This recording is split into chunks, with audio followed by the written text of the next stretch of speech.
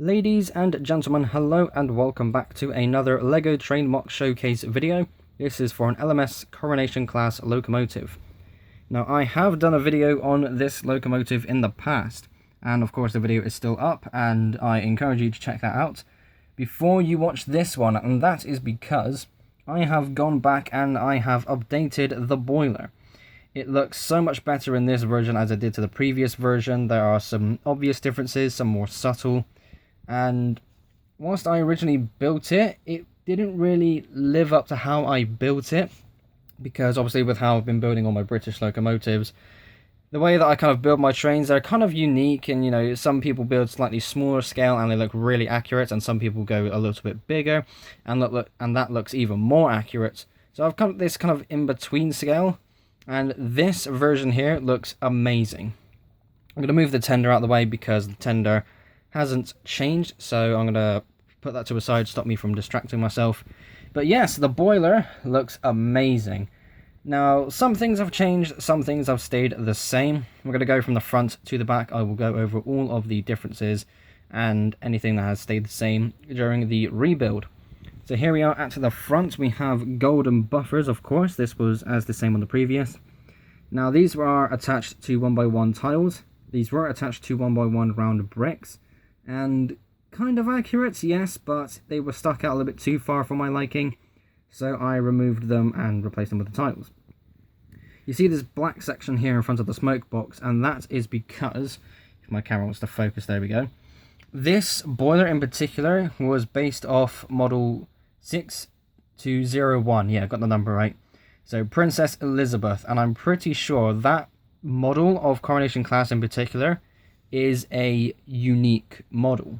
Like the way the boiler is shaped at the back, where you see all the safety valves, and the way that's all shaped at the front by the smoke box and the buffers, it's again just uniquely done, specifically made just for that model. I thought, well, that one looks the most elegant and it looks the most beautiful, and I thought, yeah, let's just try and mimic that one, because if I go for a generic one, it's not too unique, but at the same time, if I add some details from Princess Elizabeth and chop and change between other locomotives, it's not going to really stand out and look a bit weird.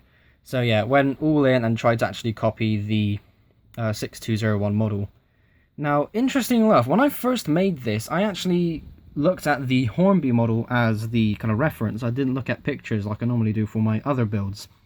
And yes, I have the Hornby version of, well, it's not mine, so to say, but we own one. And we had a time where we had some track available testing some of the locomotives. We brought that one out and I thought, yeah, I'm going to make a Lego one of these. So the previous version didn't look too good, but it does look so much better now. The front section, again, is, well, we'll cover that a moment ago.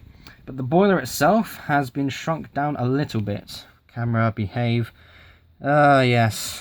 So anyone who is new to the channel, this camera does not like the colour red. So this boiler section has been shrunk down by 2 studs. You can kind of tell back here, because that's a 2x1 slope tile, 2x2 tile, and another slope down there. Now, these are 2x4 slope bricks that I had going across the boiler, and that is a total of 14 studs long. This was previously 16. This front section is basically the same. It has been tidied up a little bit, but that's just been moved backwards 2 studs in appropriation with this section of the boiler here. I think it looks a lot nicer. It's definitely a more accurate build, because when I first made this, I wasn't, again, looking at references. I was looking at a model, and whilst the model is, of course, quite accurate, I wasn't really paying too much attention. So I now know, okay, so the black section stops about here, you know, in line with these wheels, and the dome is in line with this wheel here, and again, it looks so much better. I think I mentioned this a minute ago. I'll say this again just in case. You can see the red base going along here, and it's very defined because of all the black bricks underneath. These wheels, I think, have been brought out by a stud as well. So these wheels were brought forward by 1 stud, increasing the gap between them. Looking very good. The cylinder detail has been added. In the previous version, it wasn't there. It is very smooth. I love this very much. You may notice that these axle pieces, or these Technic pieces, are tan instead of grey. Since I've got some gold pieces decorated across this locomotive, I thought, you know what, let's bring out that colour just a little bit more and use some tan pieces, because why not? So yeah, we've got the cylinder in red, and that's very nice. I had some of these left over from a past version of Big Red, and I thought, well, yeah, let's use them, why not? I mean, I'm a bit fed up of having to buy so many of these black pieces, and yes, that's the colour I use the most when it comes to building these details, but I've got red. Let's just use some red, why not? The cylinder itself, I'm pretty sure, is red, so that's an accurate detail. So yeah, that's pretty cool. The drive wheels also have some differences. First of all, you may notice that there's another tan piece here. Because of how the connection is between the, that's the pilot, what would you call these? The rear wheels? Oh, I can't remember what these are called. These are the pilot wheels, these are the, damn it, I can't remember off the top of my head. These are the rear wheels, basically, underneath the cab. And the way it's all linked up underneath, it's in the way of a 6-long axle piece, like you see on these front two. So I thought, damn it, I'm going to have to use one of these. And that's not too bad, but there were a few occasions where I was turning it and the wheels would jam. But I think that was only ever when I actually held it in my hand and tested the driving rods just with my fingers instead of doing it like this. It's not so much of a problem. I haven't tested this with power functions on a loop yet, so hopefully that works okay. But nonetheless, I think this looks pretty good. There's a one stud gap between these wheels. These were previously all kind of mushed together, but these look the same like they do on, say, Mallard, My Tornado, and Flying Scotsman models. And that is to give a more appropriate kind of size and shape to the overall locomotive. These drive wheels are a bit small for something like this, but again, given the wheels that I've got, this is the best that I can do. So moving on to this back section here, very little has changed. The cab is still 7 studs wide. This section has been untouched. These are the safety valves. I think I mistook these in the past video on this, and I thought those were the whistles, but no, those are safety valves. Again, I'm not fully educated on trains, I just like them. And I kind of call myself an amateur enthusiast, but yeah. This is supposed to be the whistle here. Now, from what I can remember, because it was, again, a few days ago since I built this, the whistle faces that way, not that way. But since I had a few of these bricks left over, I thought, you know what, let's use these to represent the whistle. Nice and thin, and, you know, puts these to use, and I think it looks quite nice there. In particular, because if you get a slightly better look, hopefully the camera focus, there we go. You can see there's a hole in the middle of that brick as well. So it's actually quite nice to use as a whistle. Yeah, pretty good. Yeah, that's everything really. So, some changes, but not too many.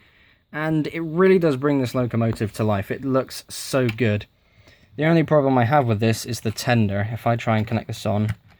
Now, the problem I have with the tender is that it is too small. The tender, it kind of works as it does. Obviously, massive LMS brick built there doesn't really look too good, but, you know, I'm alright with that. The problem I have is in the wheels. I would love to have blind versions of these wheels to make certain builds a lot easier.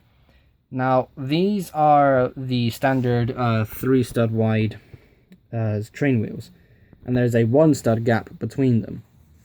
If I could build these with a 2-stud gap between them, I think that would make a much more appropriate shape. However, with a 2-stud gap between these wheels, using 3 wheels on a solid base, it cannot go around corners and points, therefore derails the train. So that's a bit of a sad thing to kind of take it and kind of accept. So hopefully one day someone out there is making blind versions of these wheels, because that would make things so much easier.